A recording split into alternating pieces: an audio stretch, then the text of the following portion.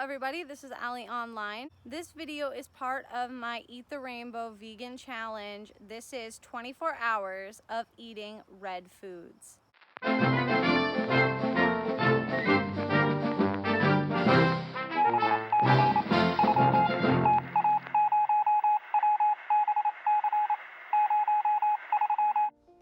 Alright, here we are with all of the food I got for this challenge. I will be making a breakfast, a lunch, and a dinner, plus a snack and a dessert. I've got watermelons, strawberries, raspberries.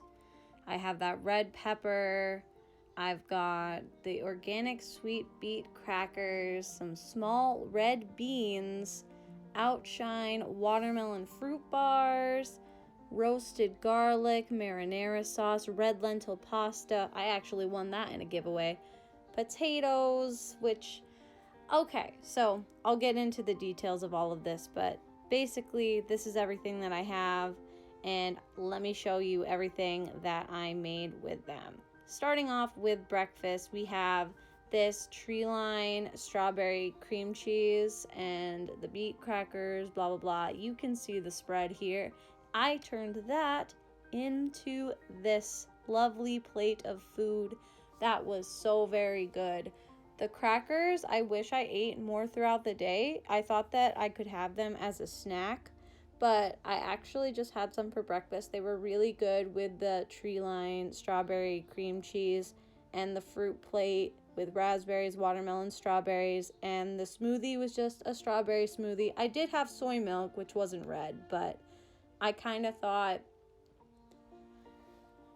I don't know how to do these voiceovers. I kind of thought that, the soy milk comes in a red container, and also I'm not counting like non-dairy milks or seasonings, like those types of ingredients in the red part of this challenge. But this was all really good food.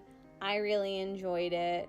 And I just kind of thought that this challenge would be good for me to try to have more of a variety in this faceted way where I can challenge myself to make new things. I'm normally eating all the same things all the time, and this is a fun way to get out of that box. After breakfast, I waited a little bit and had a snack hanging out with Lucy. We had Swedish Fish. Of course, this isn't a natural red color item, but it's pretty uncommon to find gummy type snacks that are vegan, and Swedish Fish is an exception to that rule, and it happens to be red, so thought that that was a good item to pick up just for this challenge, and they were pretty good. I snacked on them throughout the day. Lunchtime is the red lentil pasta. I won in a giveaway from Tolerant Kids. It's galaxy shaped, so I thought that my daughter might like this, and I was really excited about it. As you can see me here, dumping it in the boiling water after it's boiling. I'm normally the kind of person where I cook pasta and I just put it in before anything boils, and I'll just watch it until it's the consistency that I like it. But because this is a lentil pasta, I tried to follow the directions as closely as possible. And because I did this, it said to cook it for like 8 minutes, I think. And it was very adamant on the instructions, do not overcook this pasta. I was like, okay, I'm gonna not do that. You can see me draining it here, and I also rinse it because it tells you to rinse the pasta afterwards. And I followed the instructions to a T, but this was kind of too hard for me, and I think would have been a lot better if I had not done that, if I had cooked it longer. As you can see, I just showed you, the pasta color is kind of a little more orange and less red once it's cooked, but it still looks red. And when I add this sauce, which is a very, very good sauce, that it goes back to looking very much red. And overall, I feel like it was okay.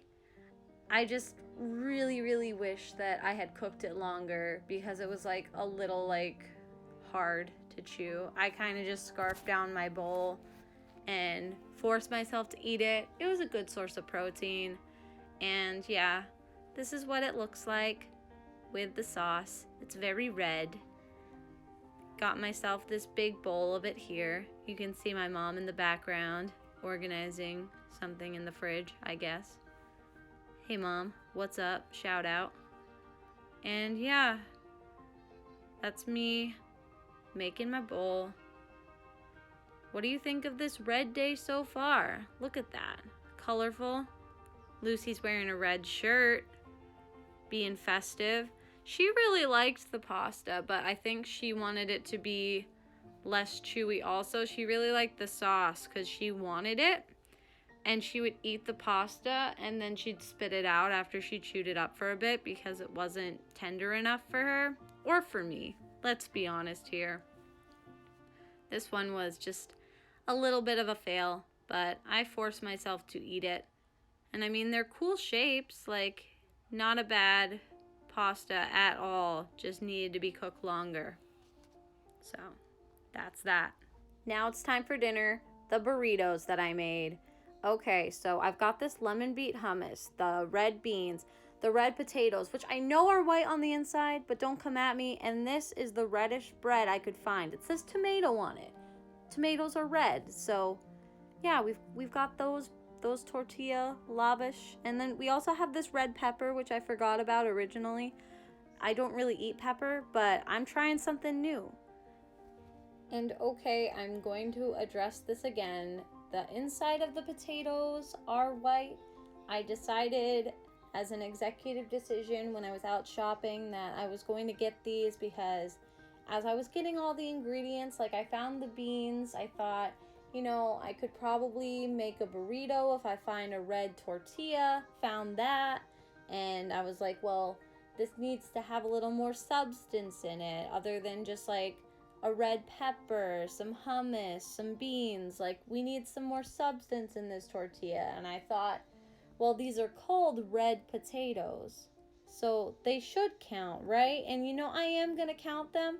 I know that they're white on the inside, but you know, it's close enough. I kept the skins on. It's not like I peeled the skins off. And I'm glad that I kept it because honestly, it was delicious. It was amazing. And let me show you the rest of this process. And boom, the potatoes are cut up. Finally, that was a very time-consuming process. Which brings us to the red pepper. And, you know, I kind of grew up being a very picky eater. I still struggle sometimes with disordered eating habits, and that made it so I didn't really get a lot of variety. When I was growing up, I was very much just eat some French fries, or like when I wasn't vegan, I'd have a grilled cheese or something, like, you know, very basic, staple American, like poor meals, like whatever, I don't know. And so I'm really trying to get better at diversifying the foods I have, and especially being more plant-based is good. I'm kind of a junk food vegan, if you can't tell. But I actually really enjoyed having this, and using that knife just then was very sketchy to me, by the way, because the pepper was going out of control, just flipping. But that's just a side note. Anyway, I sauteed these up in some garlic salt and some onion powder, and they turned out really, really good. I'm kind of glad I didn't use all of it because I am excited to make some more so I can have another wrap later. Here is the tomato basil lavish wrap, however you say that, with the Ithaca brand lemon beet hummus. Super, super good. And I would use way more hummus next time, for the record.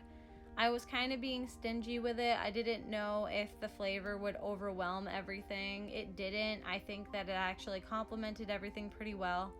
And I did add a little bit of it later on to try to hold it together. As you can see, there's me adding some beans and I'll add more of those later too, because I just didn't add enough like things in my burrito like when I started off. Like, I was very stingy with my ingredients. I didn't know if I'd be able to wrap it or not, but then I just said, you know what, let's go for it.